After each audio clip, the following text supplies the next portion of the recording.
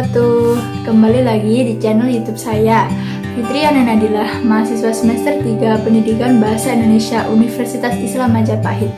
Di video kali ini saya akan menyampaikan cerita tentang Sang Kuryang. Cerita ini untuk memenuhi tugas mata kuliah keterampilan berbicara. Cerita Sang Kuryang ini mengisahkan tentang asal muasal terbentuknya Gunung Tangkuban Perahu yang sangat terkenal sebagai objek wisata di Jawa Barat. Cerita selengkapnya mari kita simak. Pada zaman dahulu, hiduplah seorang perempuan cantik bernama Dayang Sumbi. Ia memiliki seorang anak laki-laki yang diberi nama Sang Kuryang. Keduanya tinggal di sebuah rumah bersama dengan seekor anjing setia yang selalu menjaga ibu dan anak tersebut. Tak ada yang tahu bahwa Dayang Sumbi sebenarnya adalah seorang dewi dari kayangan dan anjing bernama Tumang tersebut adalah suaminya. Dayang Sumbi dan Tumang dikutuk oleh dewa karena sebuah kesalahan. Mereka harus turun ke bumi dan tinggal sebagai seorang manusia dan seekor anjing. Keduanya menerima dan menjalani hukuman tersebut dengan lapang dada. Sang Kuryang muda sangat gemar berburu. Saat berburu, ia selalu ditemani oleh Tumang. Mereka berdua sangat cekatan dalam memburu mangsa. Tumang mengejar rusa, bahi hutan atau kelinci, hingga mereka tersudut. Lalu Sang Kuryang menombak hewan buruan tersebut. Hampir setiap selesai berburu, keduanya membawa banyak hewan untuk dimakan atau dijual. Pada suatu hari, Sang Kuryang pergi berburu lagi dengan Tumang. Anak muda itu melihat seekor kijang dan ingin memburunya. Ia memberi perintah pada Tumang untuk menyergap kijang tersebut lalu mengejarnya. Setelah mengendap-endap agar tak ketahuan, Tumang segera mengejar mangsanya. Namun, ternyata kijang itu berlari sangat cepat, lalu lebih cepat daripada kijang lain yang pernah mereka buru. Sang Kuryang yang ikut mengejar dari belakang terengah-engah kehabisan napas. Setelah beberapa lama, ia sampai di pinggir sungai dan melihat Tumang sedang mengendus-endus kebingungan. "Tumang, di mana kijang itu? Apakah kau kehilangan jejaknya?" teriak Sang Kuryang dengan nada kesal. Tumang hanya bisa menyala.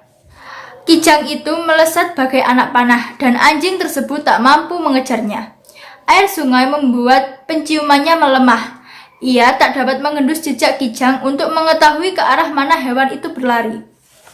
Betapa marahnya Sang Kuryang. Ia sangat menginginkan kijang itu dan mereka sudah berlari demikian jauh untuk mengejarnya. "Kau ini bagaimana sih?" umpat Sang Kuryang. "Bagaimana mungkin kau kehilangan jejak kijang itu? Dasar anjing bodoh." Dengan marah, diambilnya sebuah batu dari pinggir sungai dan dilemparnya ke arah Tumang. Batu tersebut tepat mengenai kepalanya dan membuatnya tersungkur. Sang Kuryang terkejut dengan apa yang baru saja dilakukannya. Segera dipeluknya Tumang yang tak bergerak lagi. Kepala anjing tersebut penuh darah, matanya terbejam dan napasnya mulai tak terdengar. "Tumang, Tumang, maafkan aku," jerit Sang Kuryang dengan panik. "Aku tak bermaksud membuat kepalamu terluka. Tadi aku hanya kesal saja. Bangunlah Tumang, jangan mati." Sayang sekali, darah di kepala Tumang begitu banyak sehingga akhirnya anjing itu menghembuskan nafas terakhirnya. Sang Kuryang menangis sedih. Ia menyesali perbuatannya. Namun, nasi telah menjadi bubur. Anjing kesayangannya telah mati. Sang Kuryang menangis cukup lama sebelum akhirnya ia mengubur Tumang. Setelah selesai, ia berjalan pulang dengan lunglai. Hatinya sangat pilu. Sesampainya di rumah, ia menceritakan apa yang terjadi pada ibunya. Dayang Sumbi terpenjat atas kematian Tumang, langsung melampiaskan kemarahannya pada Sang Kuryang. Ia mengambil sendok kayu yang biasanya digunakan untuk menanak nasi, lalu dipukulkan sendok itu ke kepala Sang Kuryang dan mengenai dahinya. "Pergi kau, anak kurang ajar. Berani-beraninya kau membunuh Tumang yang begitu setia padamu." "Tapi Bu," ujar Sang Kuryang. "Pergi kau, jangan pernah kembali lagi." Dayang Sumbi mengusir anaknya dengan penuh kemurkaan. Sang Kuryang pun meninggalkan rumah dengan dahi terluka dan hatinya yang pedih. Ia berjalan tak tentu arah, menuju kemana saja kakinya melangkah.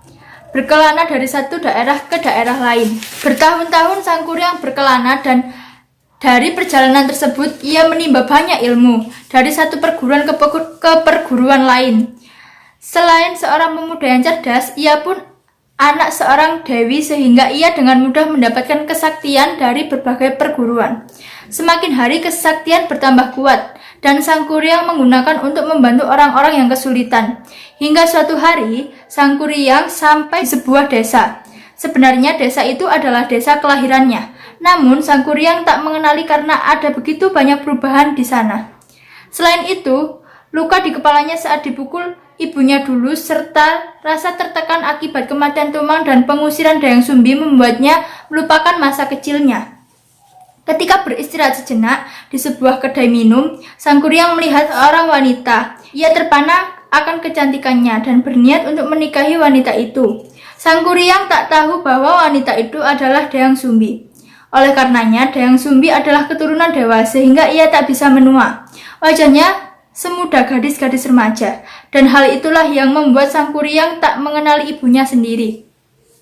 Dayang Sumbi pun awalnya tak mengetahui siapa Sang Kuryang, sebab anaknya itu telah tumbuh menjadi pemuda gagah dan tampan. Ketika Sang Kuryang mendekatinya, ia tak menaruh curiga sama sekali hingga ia melihat bekas luka di dahi pemuda itu. Seketika tahulah ia bahwa pemuda itu adalah Sang Kuryang anaknya.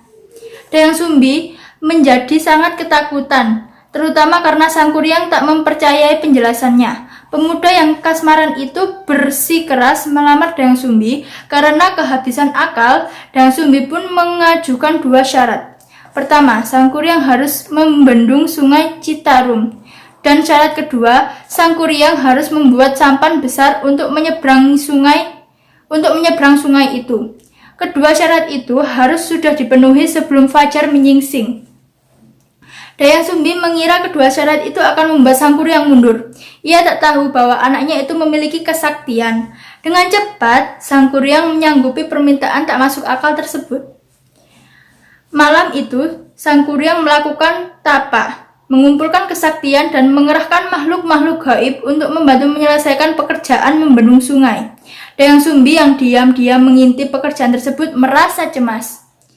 Bagaimana jika Sang Kuryang berhasil menyelesaikannya? Tak mungkin aku menikah dengan anakku sendiri. Dayang Sumbi pun memutar otak. Begitu pekerjaan Sang Kuryang hampir selesai, Dayang Sumbi menggelar selendang sutra merah lalu berdoa pada dewa di kayangan untuk membantunya. Selendang merah itu terbang ke arah timur dan menutupi sebagian langit. Orang-orang mengira matahari sudah terbit di ufuk karena langit sudah memerah.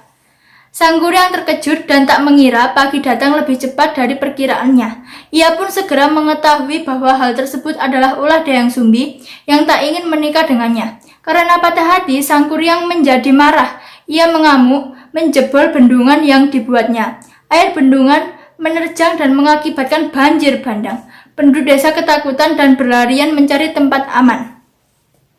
Kemarahan Sang Kuryang tak berhenti sampai di situ. Ia pun menendang sampan besar hingga terpental jauh. Kesaktiannya membuat sampan tersebut jatuh terbalik dan berubah menjadi sebuah gunung. Hingga saat ini, gunung yang bentuknya mirip sampan terbalik itu masih bisa terlihat. Namanya adalah Gunung Tangkuban Perahu. Pesan moral dari legenda Tangkuban Perahu adalah kita harus selalu menghormati dan menuruti apa kata orang tua, serta sayang kepada hewan peliharaan kita. Juga kita tidak boleh menuruti hawa nafsu sehingga mudah marah. Mungkin itu cerita yang bisa saya sampaikan. Bila ada kurang atau lebih saya dalam menyampaikan cerita, saya mohon maaf sebesar-besarnya. Wassalamualaikum warahmatullahi wabarakatuh.